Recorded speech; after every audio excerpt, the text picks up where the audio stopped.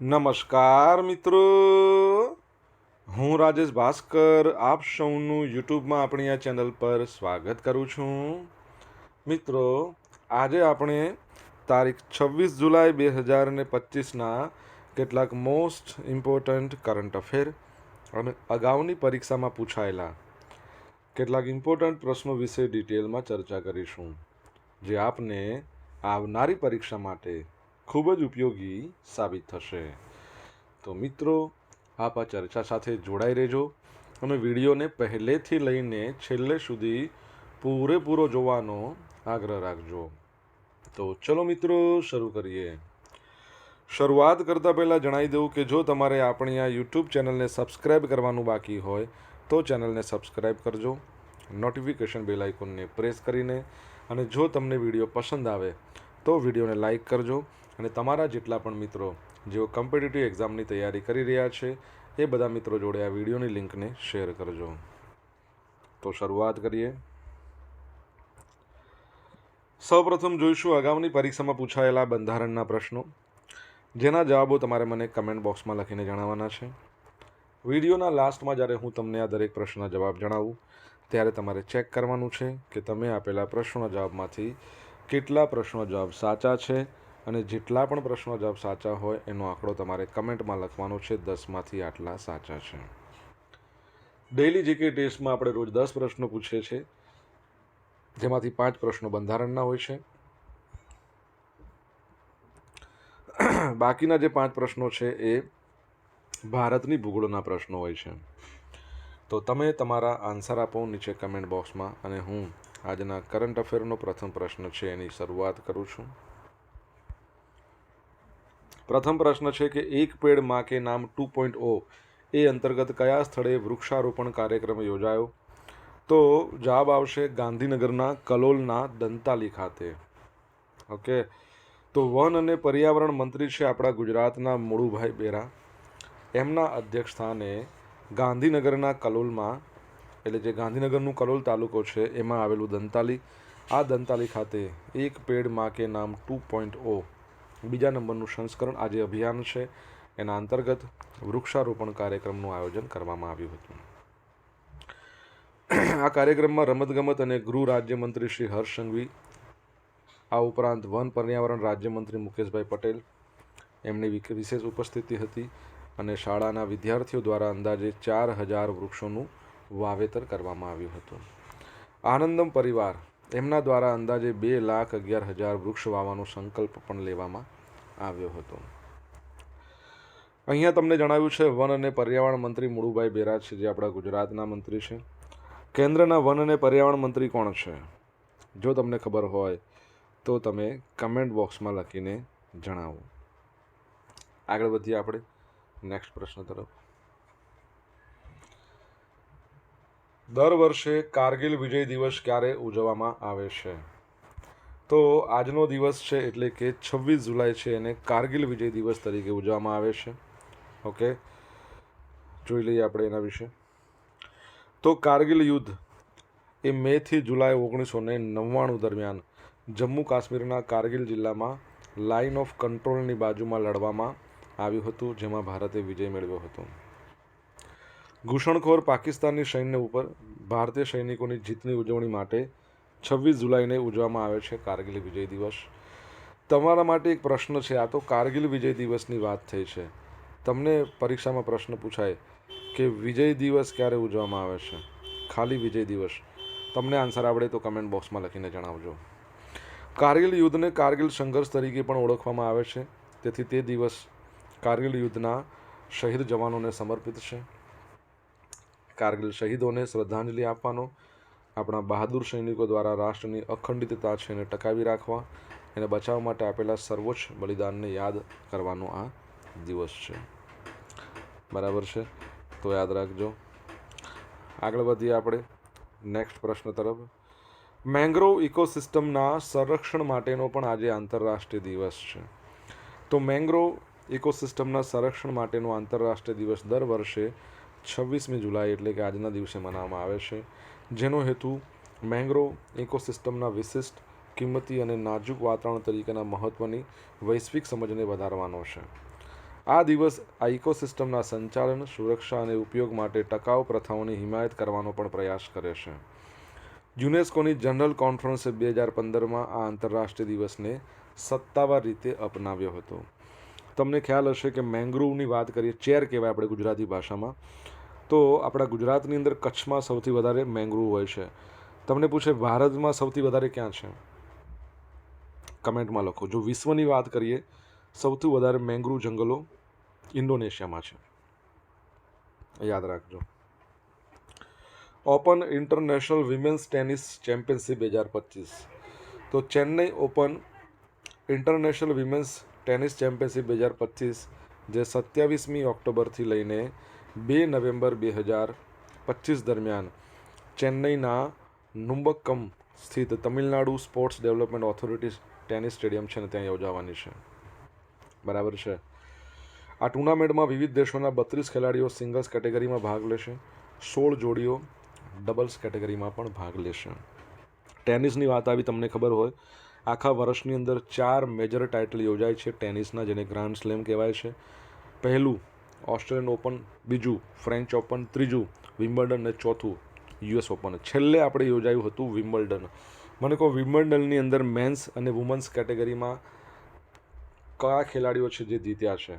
બરાબર, men's singles અને women's singles. તમને આન્સર આવડતો હોય તો કમેન્ટ બોક્સમાં લખીને જણાવજો. મિત્રો, વિડીયો પસંદ આવ્યો હોય, ભણવાની મજા આવી હોય તો વિડીયોને લાઇક કરજો. તમારા મિત્રો જોડે વિડીયોની લિંકને શેર કરજો. આપણી બંને યુટ્યુબ ચેનલ રાજેશ ભાસ્કર 2ને સબસ્ક્રાઈબ કરવાનું બાકી હોય તો સબસ્ક્રાઈબ કરજો. નોટિફિકેશન બેલ આઇકોનને પ્રેસ કરીને.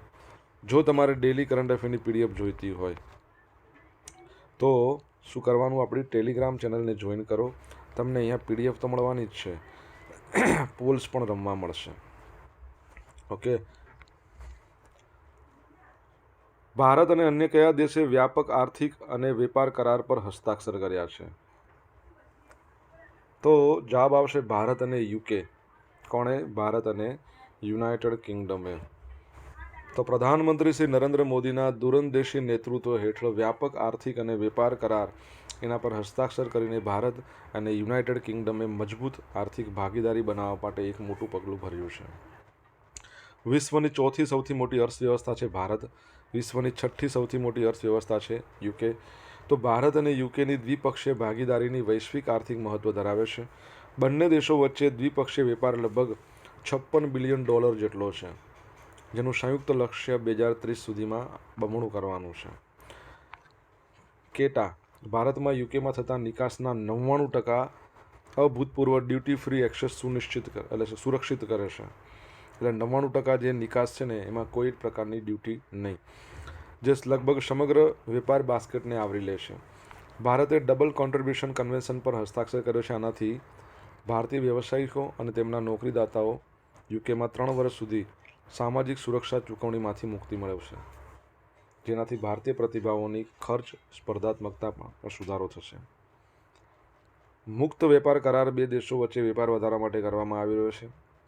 આ કરાર હેઠળ બંને દેશો એકબીજાના ઉત્પાદનો પર લાદવામાં આવતી આયાત ડ્યુટી, ટેરિફ અને કર ઘટાડે છે અથવા તો સંપૂર્ણપણે નાબૂદ કરે છે. બરાબર છે. યુકેની વાત આવી, કેપિટલ લંડન છે, કરન્સી સ્ટર્લિંગ પાઉન્ડ છે, અને તમને બધાને ખબર જ છે શું જે તમારે જણાવવાનું છે, યુકેના પ્રાઇમ મિનિસ્ટરનું નામ શું છે? કમેન્ટ બોક્સમાં લખીને જણાવો. પ્રથમ ભારતીય ઓપન એથ્લેટ્સ મીટ છે એનો આરંભ ક્યાં થયો? તો જવાબ આવશે બિહારમાં. કઈ જગ્યાએ? બિહારમાં. તો બિહારના પટના સ્થિત પાટલીપુત્ર સ્પોર્ટ્સ કોમ્પ્લેક્સ છે, ત્યાં પ્રથમ ભારતીય ઓપન એથ્લેટિક્સ મીટ શરૂ થઈ. દેશભરમાંથી 400થી વધુ ખેલાડીઓ આ સ્પર્ધામાં ભાગ લઈ રહ્યા છે. એથ્લેટિક્સ ચેમ્પિયનશિપમાં લાંબા અને મધ્યમ અંતરની દોડ, સ્પ્રિન્ટ્સ, રિલે રેસ, સ્ટીપલ ચેસ, લાંબી કૂદ, ઊંચી કૂદ, ટ્રિપલ જમ્પ, પોલ વોલ્ટ, ગોળા ફેંક, ચક્ર ફેંક, હથોડા ફેંક, ભાલા ફેંક, ડેકાથલોન, હેપ્ટાથલોન, મેરેથોન, હાફ મેરેથોન સહિતની વિવિધ સ્પર્ધાઓનો સમાવેશ થશે. એથ્લેટિક્સ મીટ્સનું આયોજન એથ્લેટિક્સ ફેડરેશન ઓફ ઇન્ડિયા દ્વારા બિહાર સ્ટેટ સ્પોર્ટ્સ ઓથોરિટીના સહયોગથી કરવામાં આવ્યું છે. તમને ખબર હશે, બિહારની વાત કરીએ તો આપણે રિસન્ટલી ઘણું બધું ભણ્યા. ખેલો ઇન્ડિયા યુથ ગેમ્સ બિહાર અને દિલ્હીમાં યોજાઈ હતી. તમને ખ્યાલ હશે કે રિસન્ટલી આપણે ભણ્યા હતા કે બિહારની અંદર દરેક ઘરેલું જે વીજળી હોય છે એમાં કેટલા યુનિટ, હું તમને કહેવા જઈ રહ્યો હતો પણ મારે તમને પ્રશ્ન પૂછવાનો હતો, કેટલા યુનિટ સુધી વીજળી ફ્રી આપશે. અત્યારે જે વિધાનસભાની ચૂંટણીઓ આવી રહી છે બિહારમાં, એની પહેલાં આ ઘોષણા કરવામાં આવી હતી, જે એના સીએમ છે નીતિશ કુમાર દ્વારા. બરાબર છે. બિહારના ગવર્નર તમને બધાને ખબર હોવી જોઈએ, જેઓ પહેલાં કેરળના ગવર્નર હતા આરિફ મોહમ્મદ ખાન. હાઈકોર્ટ પટનામાં, એનું કેપિટલ પણ પટના છે. નાલંદા વિદ્યાપીઠ પણ બિહારમાં આવેલી છે. ગરીબીમાં નંબર 1 પર છે, નિરક્ષરતામાં નંબર 1 પર છે, સ્વસ્તિકતામાં નંબર 1 પર છે. કોણ? બિહાર. બાપુ ટાવર બિહારમાં આવેલો છે. ભારતનો પ્રથમ સત્યાગ્રહ, ચંપારણ ગળી માટેનો સત્યાગ્રહ 1917, એ પણ બિહારમાં જ થયો હતો. બરાબર છે. બાપુ ટાવર બિહારમાં આવેલો છે. રામાયણ મંદિર બિહારમાં બનશે. ભારતમાં પ્રથમ વોટિંગની શરૂઆત બિહારમાં. વિભા કુમારી પ્રથમ વોટર અને મુન્ના કુમાર પ્રથમ વોટરમાં પુરુષમાં. બરાબર છે. તો આ બધી બાબતો યાદ રાખજો, પરીક્ષાની દ્રષ્ટિએ અગત્યની હોય છે, પૂછાઈ શકે છે. બરાબર છે. આ ઉપરાંત ગવર્મેન્ટ નોકરીઓની અંદર બિહારની મહિલા માટે 35% રિઝર્વેશન છે. રશિયન વિમાન ક્રેશ થઈ ગયું. તો અંગોરા એરલાઇન્સ દ્વારા સંચાલિત રશિયન AN-24 વિમાન પર્વતીય અમુર ક્ષેત્રમાં ક્રેશ થઈ ગયું છે, જેમાં 5 બાળકો, 6 ક્રૂ સભ્યો સહિત 49 લોકોના મોત થયા છે. વિમાન બ્લોગોવેન્સ્કીથી રશિયા ચીન સરહદ નજીક રિંડા જઈ રહ્યું હતું, જ્યારે ઉત્તરાયણના થોડા સમય પહેલાં એના એર ટ્રાફિક કંટ્રોલર સાથેનો સંપર્ક તૂટી ગયો હતો. વિમાનમાં આગ લાગી ગઈ હતી અને તે રડાર પરથી ગાયબ થઈ ગયું હતું. બચાવ હેલિકોપ્ટરે બાદમાં ટિંડાથી લગભગ 10 માઇલ દૂર એક દૂરના ઢળાવ પર કાટમાળ શોધી કાઢ્યો હતો. આપણા ગુજરાતમાં અમદાવાદમાં તમને ખબર હોય, અમદાવાદથી લંડન જતી ફ્લાઇટ છે તે અમદાવાદમાં ક્રેશ થઈ ગઈ હતી. ઓકે. અને બોઈંગ કંપનીનું હતું, એનું મોડલ તમારે કહેવાનું છે. અને બીજું તમને ખબર હોય છે ઇન્ડિયન એરલાઇન્સની 171 નામની આ જે ફ્લાઇટ હતી, તો એ પણ યાદ રાખજો. આપણા ગુજરાતના પૂર્વ જે 16મા નંબરના સીએમ હતા વિજયભાઈ રૂપાણી, એમનું એમાં અવસાન થયું હતું. ઓકે. સોશિયલ મીડિયાના માધ્યમથી તમે મારી જોડે કનેક્ટ રહી શકો છો મિત્રો. મારું ઇન્સ્ટા આઈડી છે rajesh.i.bhaskar. મારું ફેસબુક આઈડી છે RI ભાસ્કર. અને ટેલિગ્રામ ચેનલ છે રાજેશ ભાસ્કર. અહીંયા તમને ડેલી કરંટ અફેરની PDF મળશે અને પોલ્સ પણ રમવા મળશે. જો તમને ભણવાની મજા આવી હોય મિત્રો, તો વિડીયોને લાઇક કરો, તમારા મિત્રો જોડે વિડીયોની લિંકને શેર કરો. ચેનલ સબસ્ક્રાઈબ કરવાની બાકી હોય તો સબસ્ક્રાઈબ કરો, નોટિફિકેશન બેલ આઇકોનને પ્રેસ કરીને. ભારતના પ્રથમ સંપૂર્ણપણે સ્વદેશી 50 કિલોવોટ જીઓથર્મલ પ્લાન્ટનું આયોજન કયા રાજ્યમાં કરવામાં આવશે? તો જવાબ આવશે અરુણાચલ પ્રદેશ. તો ભારતના પ્રથમ 50 કિલોવોટના જીઓથર્મલ પાવર પ્લાન્ટ જે સંપૂર્ણપણે સ્વદેશી રીતે વિકસિત ટેકનોલોજીનો ઉપયોગ કરીને બનાવવામાં આવશે, તે અરુણાચલ પ્રદેશના તવાંગ જિલ્લામાં સ્થાપિત થશે. ક્યાં? અરુણાચલના તવાંગમાં. 50 કિલોવોટનો છે જીઓથર્મલ પાવર પ્લાન્ટ.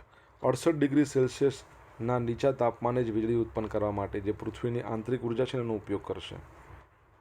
હવે અરુણાચલ પ્રદેશનું કેપિટલ ઈટાનગર છે. ત્યાં પૃથ્વી વિજ્ઞાન અને હિમાલયન અભ્યાસ કેન્દ્ર છે. એના વડા છે રૂપંકર રાજખોવા. એમના દ્વારા જાહેરાત કરવામાં આવી છે. આ plant Shriram institute for industrial રિસર્ચના સહયોગથી centre for earth sciences and Himalayan studies દ્વારા સ્થાપિત કરવામાં આવશે. આ પ્રોજેક્ટ માટે બંને વચ્ચે એક સમજૂતી કરાર પર હસ્તાક્ષર કરવામાં આવ્યા છે. આ પ્રોજેક્ટ મતલબ 3 વર્ષમાં પૂર્ણ થવાની અપેક્ષા છે. તેનો ખર્ચ 10 કરોડ રૂપિયા થવાનો અંદાજ છે. ભારતના ભૂસ્તર શાસ્ત્રીય સર્વેક્ષણના ભારતના ભૂસ્તર એટલાસ 2022 અનુસાર ભારતમાં ટોટલ 381 સંભવિત સ્થળો છે. અને જે ભૂસ્તર ઉર્જાની ક્ષમતા કેટલી છે? 10,600 મેગાવોટ. અમેરિકા છે ને, યુનાઇટેડ સ્ટેટ્સ ઓફ અમેરિકા વિશ્વમાં ભૂઉષ્મીય ઉર્જાનો સૌથી મોટો ઉત્પાદક છે. પ્રથમ ભૂઉષ્મીય પ્લાન્ટ છે 1904માં ઇટાલીમાં સ્થાપિત થયો હતો. અને વિશ્વનું સૌથી મોટું ભૂઉષ્મીય ક્ષેત્ર યુએસના કેલિફોર્નિયામાં સાન ફ્રાન્સિસ્કોની ઉત્તરે ગીઝર્સ છે. કઈ જગ્યાએ? કેલિફોર્નિયા. બરાબર છે. જેને IT હબ કહેવાય છે, સિલિકોન વેલી ઓફ વર્લ્ડ અથવા તો USA. ભારતની સિલિકોન વેલી IT હબ કોને કહેવાય છે? તો તે બેંગલુરુને કહેવાય છે.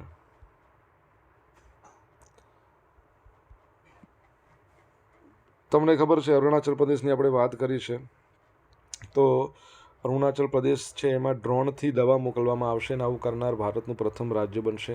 કેપિટલ એનું ઈટાનગર છે. સીએમ તમારે કહેવાના છે ગવર્નર કૈવલ્ય ત્રિવિક્રમ પરનાયક છે. હાઈકોર્ટ એની ગુવાહાટીમાં છે.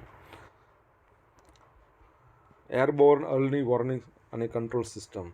સરકારે સ્વદેશી ટેકનોલોજીથી વિકસિત એરબોર્ન અર્લી વોર્નિંગ અને કંટ્રોલ સિસ્ટમને મંજૂરી આપી દીધી છે. એનો હેતુ દેશમાં એક એવી એર સર્વેલન્સ સિસ્ટમ બનાવવાનો છે જે ખૂબ શક્તિશાળી હોય, સમયસર દુશ્મનના ઈરાદાઓને નિષ્ફળ બનાવવા સક્ષમ હોય. આ પ્રોજેક્ટ પર લગભગ 20,000 કરોડ રૂપિયાનો ખર્ચ કરવામાં આવશે. કોણ બનાવે છે? DRDO, defence research and development organisation, જેની સ્થાપના 1 જાન્યુઆરી 1958માં, હેડક્વાર્ટર નવી દિલ્હીમાં, અને અધ્યક્ષનું નામ તમે જ મને કહેશો, કમેન્ટમાં લખીને જણાવશો. તો DRDO હેઠળ સેન્ટર ફોર એરબોર્ન સિસ્ટમ્સ આ કાર્યને આગળ વધારવા માટે જવાબદાર છે. અને આ જે CABS ભારતમાં એરબોર્ન સર્વેલન્સ ડેવલપમેન્ટ માટે નોડલ એજન્સી છે. તેને એરબોર્ન ઇલેક્ટ્રોનિક ફોર્સ મલ્ટીપ્લાયર વિકસાવવાનું કામ આપવામાં આવ્યું છે. AWACS છે એક એરબોર્ન રડાર સિસ્ટમ જે વિમાન પર માઉન્ટ થયેલા શક્તિશાળી દેખરેખ અને યુદ્ધ વ્યવસ્થાપન પ્લેટફોર્મ કહી શકાય. અને આમાં કેવું હોય સામાન્ય રીતે કે ફરતા રડાર ડોમ અથવા પાંખ આકારના ઉપકરણોનો આમાં સમાવેશ થાય છે. આકાશમાં આંખ જેવું કાર્ય કરે, ઝડપથી હવાઈ ક્ષેત્રના મોટા ભાગને સ્કેન કરી લે, દુશ્મનના ફાઇટર એરક્રાફ્ટ, ડ્રોન અને જમીન પ્રવૃત્તિઓને શોધી કાઢે છે. AWACS આકાશમાં કમાન્ડ સેન્ટરની તરીકે કામ કરશે. તે પોતાના અને મૈત્રીપૂર્ણ વિમાનો સાથે સંકલન કરે છે, જમીન પરના સ્ટેશનો પર માહિતી મોકલે છે, જેની દુશ્મનના હુમલાઓને રોકવા માટે તેમજ વિમાનને યોગ્ય દિશા બતાવી શકાય. DRDOના અધ્યક્ષનું નામ તમારે કહેવાનું છે. આન્સર આવડતો હોય તો કમેન્ટ બોક્સમાં લખજો. હવે મિત્રો જોઈશું અગાઉની પરીક્ષામાં પૂછાયેલા બંધારણના પ્રશ્નો. પહેલો પ્રશ્ન, ટ્રાન્સફોર્મિંગ ઇન્ડિયા લેક્ચર સિરીઝ કોના દ્વારા શરૂ કરવામાં આવી છે? તો નીતિ આયોગ. ચૂંટણી કમિશનરની સેવાની શરતો અને હોદ્દાની મુદ્દત રાષ્ટ્રપતિના નિયમથી નક્કી કરાશે. આ જોગવાઈ બંધારણના કયા આર્ટિકલમાં છે? તો 324. નાણાં આયોગ દ્વારા કરવામાં આવેલ ભલામણ અને તેના પર લીધેલા પગલાંની યાદી કોણે રજૂ કરવામાં આવે છે? નાણાં આયોગની વાત ચાલે છે, તો રાષ્ટ્રપતિ જ આવશે. બરાબર છે. ઓકે, અહીંયા નહીં, અહીંયા સંસદના દરેક ગૃહ છે, નીચે નહીં, સંસદના દરેક ગૃહ મોકલવામાં આવે છે. બંધારણના આર્ટિકલ 280 હેઠળ નાણાં આયોગની રચના તો એ રાષ્ટ્રપતિ કરે. ભારતના નિયંત્રક મહાલેખા પરીક્ષક સંઘના હિસાબ કોણે રજૂ કરે છે? તો એ પણ રાષ્ટ્રપતિને.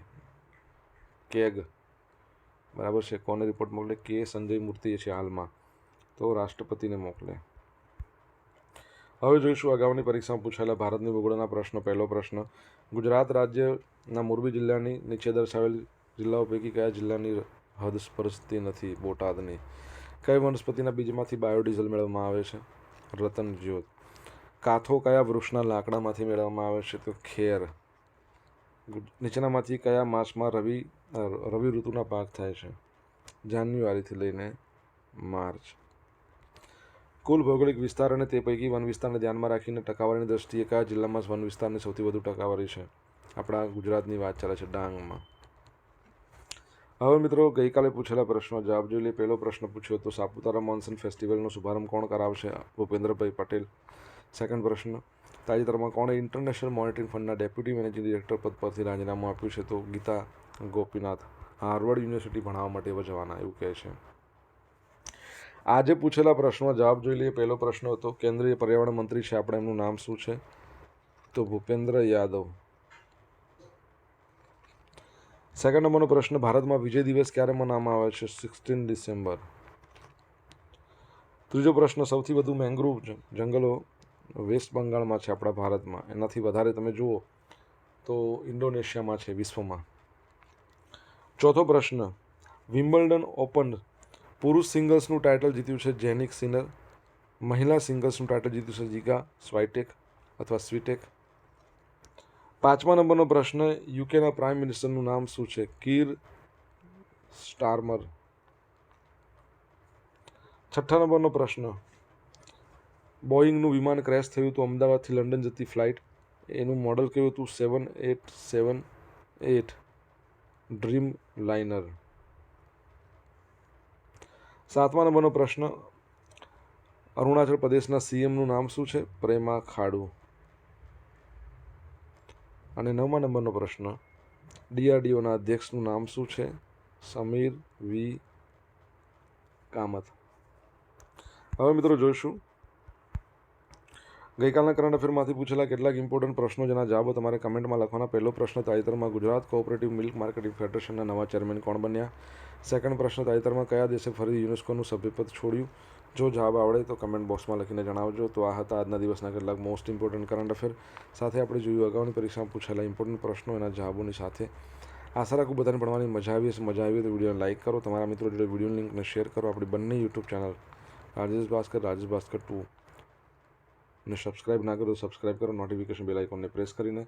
તો મિત્રો thank you so much for watching this video.